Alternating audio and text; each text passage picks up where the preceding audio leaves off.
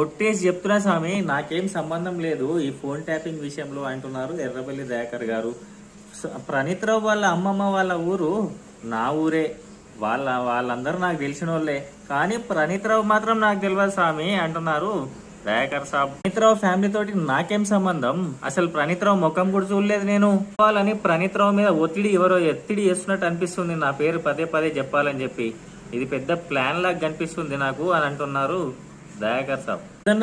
వర్ధన్నపేట నియోజకవర్గం ఎస్సీ నియోజకవర్గం చేసిండు. ఎందుకో తెలుసా? కేవలం నేను పార్టీ మారలేదని చెప్పి వైఎస్ రాజశేఖర రెడ్డి నా మీద అక్కసి తీసుకుండు ఆ రోజులో. అట్లాంటి వ్యక్తిని నేను. నాకేం దందాలు లేవు, బిజినెస్ లేవు, ల్యాండ్ గ్రాబింగ్ కేసులు లేవు. నేనెందుకు పార్టీ మారతా?